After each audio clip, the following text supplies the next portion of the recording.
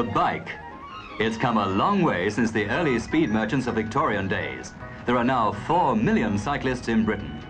To some of them, their bike is a means of transport. To some, it's a weekend sport. And to the increasing membership of the veteran cycling clubs, like the one at Peterborough, it's a Sunday morning rag.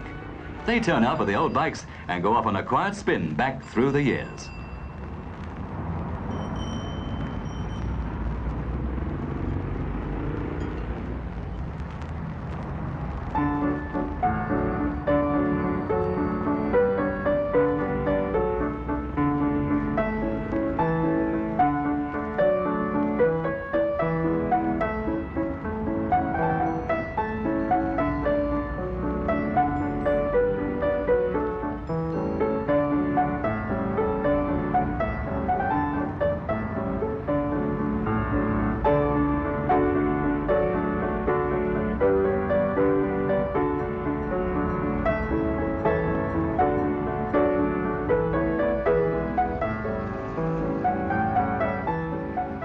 Experts never call them penny farthings.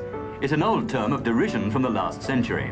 They were called ordinaries because they were the ordinary bicycle of their day, slowly edged out by machines like the Starley Sutton Rover, developed by a member of the Starley family. Youngsters used the James Starley Memorial at Coventry as a rendezvous for a ride. He was known as the father of the cycle industry, and he and his descendants produced hundreds of patents that led to the modern bike and even the modern car. Some of his inventions are still in use today. James Starley was a pioneer.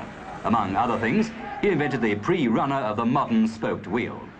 His work helped to create what is now a very important industry with a big export trade.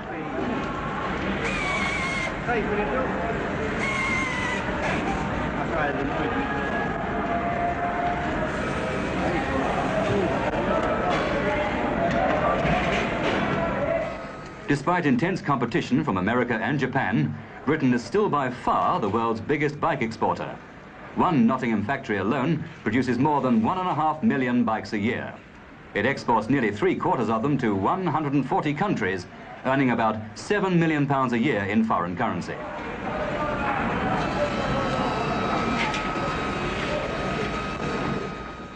There are bikes of every shape and size: push bikes, power bikes, racing bikes, folding bikes.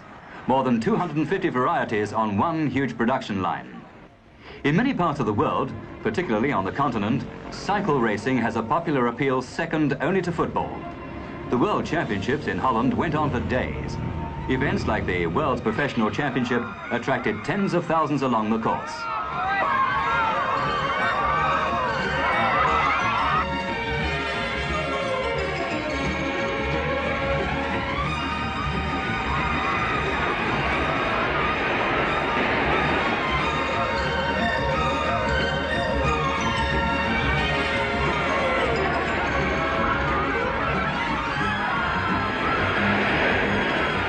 There are men who've been known to earn £1,000 a week at this game.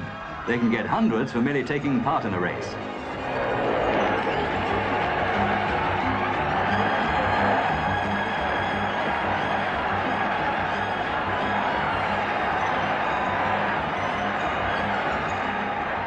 Although there's not much road racing in the United Kingdom, the game gives Britain one of its few world champions, Beryl Burton of Leeds, who in 12 hours has covered 277 miles, a greater distance than any other cyclist, man or woman.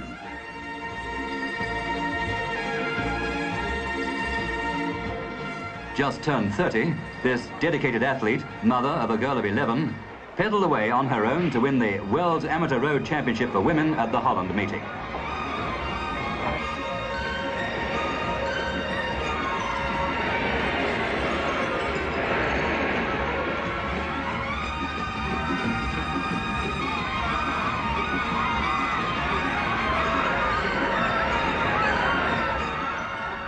Championships and records all come the same to Beryl Burton. She's gained so many of them. Scudding home in front of a spread-eagled field, this time with a Russian girl coming in second, is no novelty to Beryl Burton.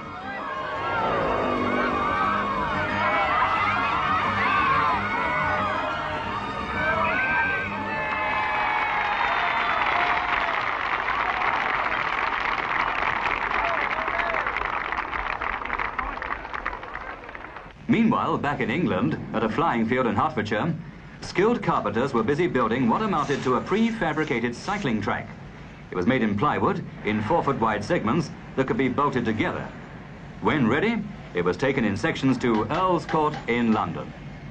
And so skilled craftsmanship made possible the first 6-day race to be held in London for 15 years. There would never have been time to build the track inside Earl's Court. By taking it there in pieces, it could be put together in 9 days. During that time, the razzmatazz of 6-day cycle racing was converging on the town. Tough as heavyweight boxing, the game with everything: speed, tactics, and tension.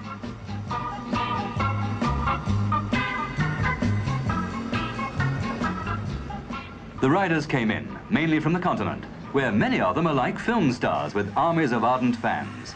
They brought their chef and their mechanics. They got their gear ready. They practiced. They came from 8 countries. Bill Lorry came from Australia via Belgium to race in Britain. This 6-day cycle sport must be the toughest sport in the world, and anybody who's done it must have really known they're working. No rest for the weary in this game. A quick breather, and it's up and off once more. We ride a fixed gear machine, and we do at times get very fatigued. We're there for hours on end, and you must learn your own abilities, how to spread your energy and effort to the maximum effect. We must learn how to eat, when to eat and what to eat to keep this energy up. If you don't eat, you suddenly find yourself just dropping, going dead as we call it, and you just lose lap after lap. In the actual race, the pressure mounts. Sprints, Madisons, flying laps, motor pacing when they get up to 50 miles an hour. Never a dull moment, something special going on all the while. In the process, and he's taking high on the banking, he took him high up there, it's a very close one indeed. I wouldn't know who saw that one out. I wouldn't know say who it was, well that was a very, very close one. Kemper it was.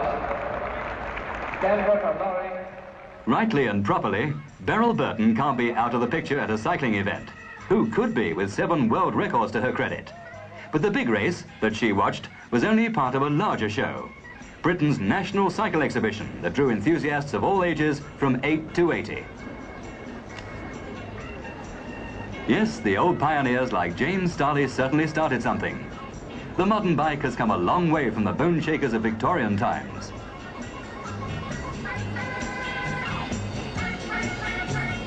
On the continent, as in Britain, the bike is an important means of transport, particularly in towns. In the United States, where there are 20 million cyclists, the bike is a toy for the young and a fun ride for the grown-ups.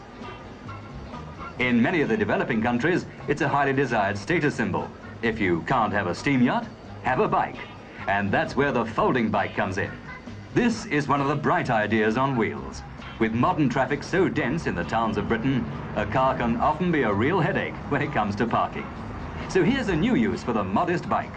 It can be popped in the boot. A man can park on the fringe of a big town, open up, get into the saddle, and drive off to work. Simple. At this rate, we may all be doing it.